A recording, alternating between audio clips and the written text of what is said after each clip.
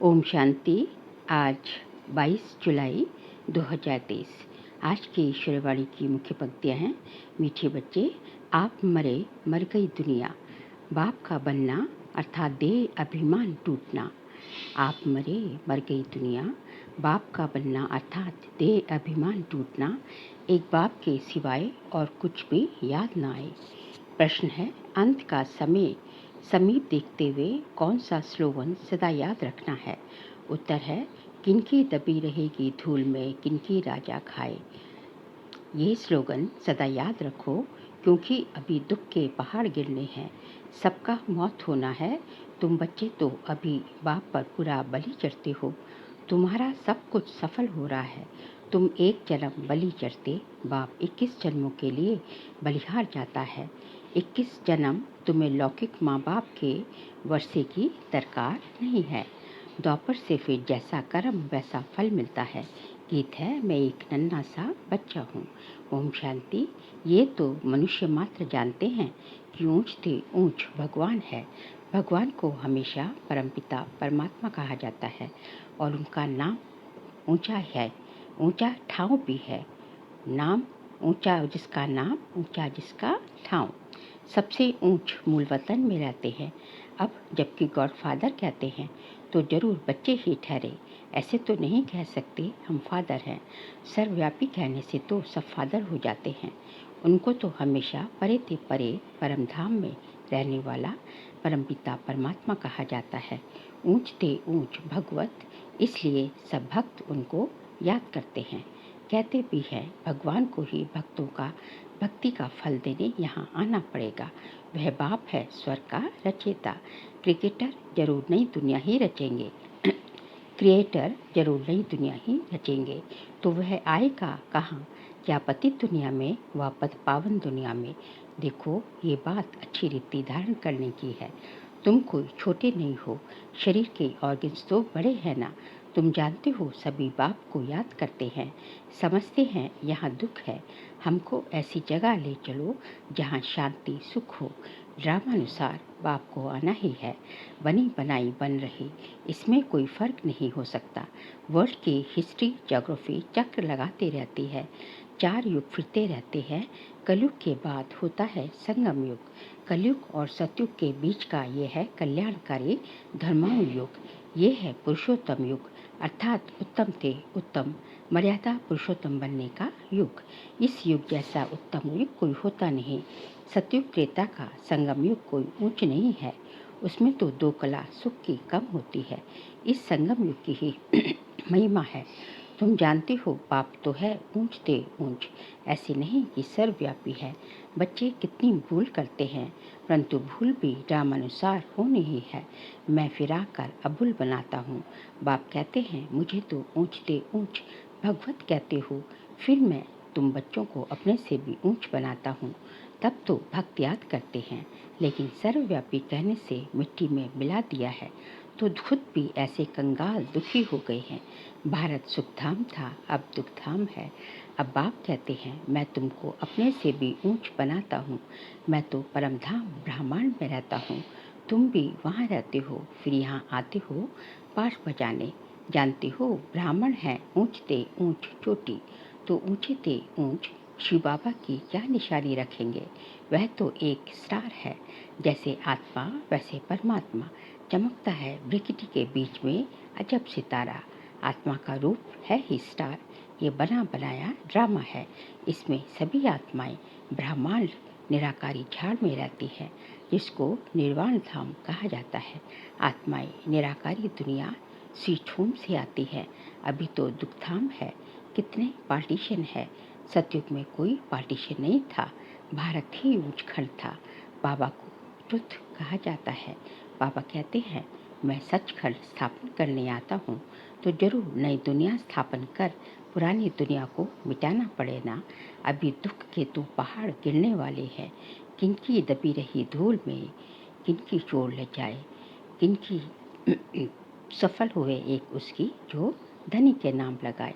वह भी समझते हैं कि हम तो बॉम्ब्स बनाए आपस में आंख दिखाते हैं, तो आखिर आत्मा खात्मा तो जरूर होना है, परंतु पता नहीं कौन प्रेरक है जो ऐसी चीज बनवा रहे हैं। गीता में भी है कि पेट से मुसल निकले। ये है सारी बुद्धि की बातें। बॉम्ब्स निकालते हैं अपने नेशन का विनाश करने। यादव कौरव पांडव 3 सेनाएं है ना। यादव कौरव लड़कर खत्म हुए, बाकी कौरव पांडवों की कोई लड़ाई नहीं होती। तुम्हारी कोई से युद्ध नहीं, तुम हो योग बल वाले ऋषि। सन्यासी है हठयोग ऋषि, वह शंकराचार्य, ये शिवाचार्य।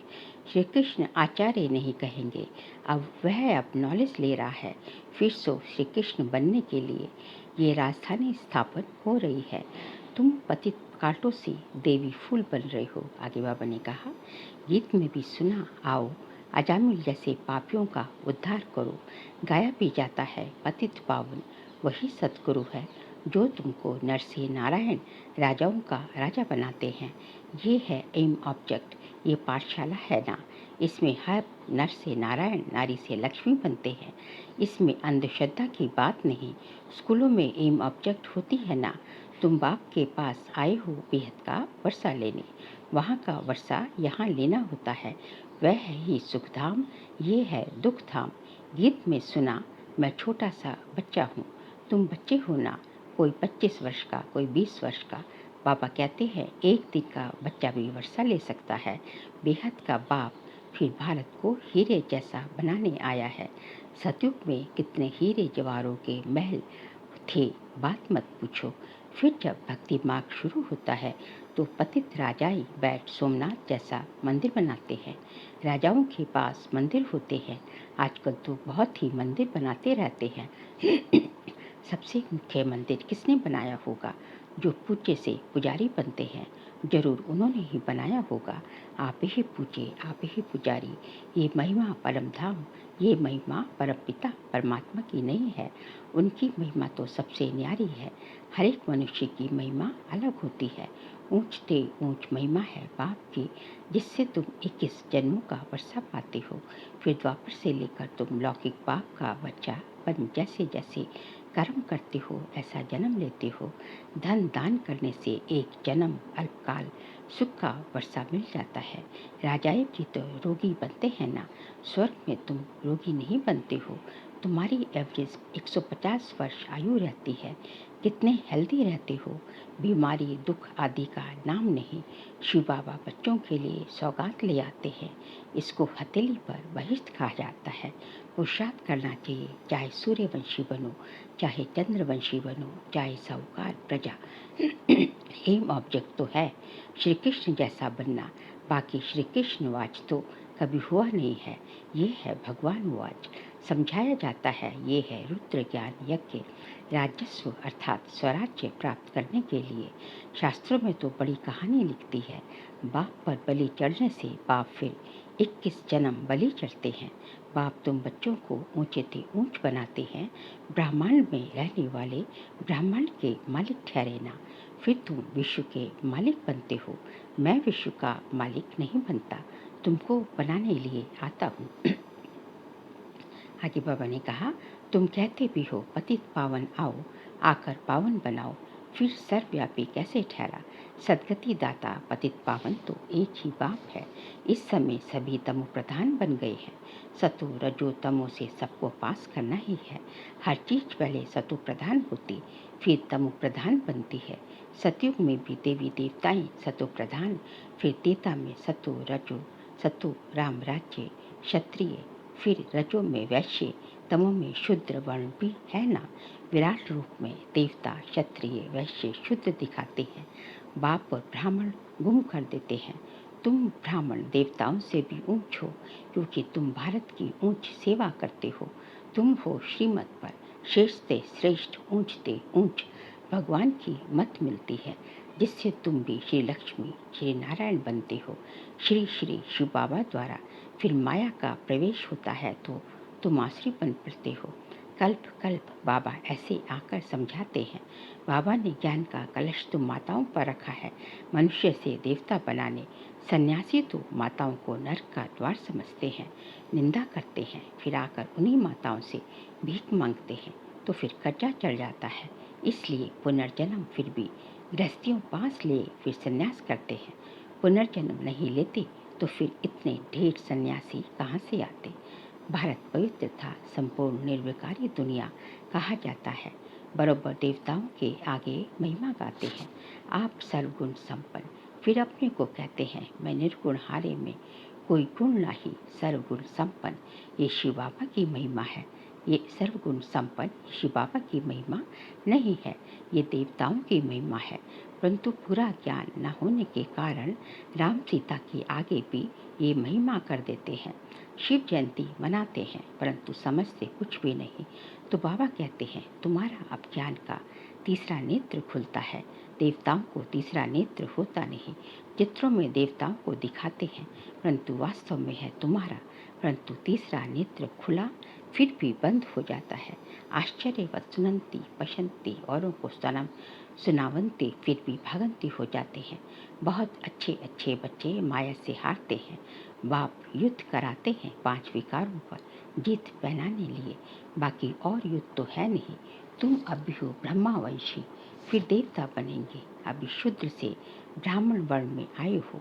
इस समय सृष्टि का चक्र पूरा बुद्धि में है, नाटक पूरा होता है। बाप ले चलने लिए आए हैं।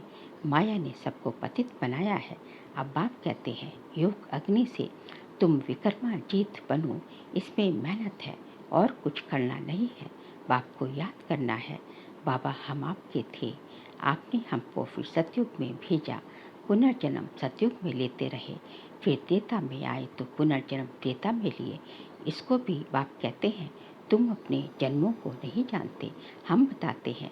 मनुष्य 84 जन्म कैसे लेते हैं। 84 लाख की तो बात ही नहीं हो सकती। कल्प की आयु ही 5000 वर्ष है। इन शास्त्र ने तुम्हें घोर नींद में सुला दिया था। अब बाप ने तुमको जगाया है। तुम जाग कर बाप से वर्षा ले रहे हो। तुम छोटे बच्चे हो, कोई 3 मास का, कोई 4 मास का। ज्ञान की उम्र ये बाबा बताते हैं।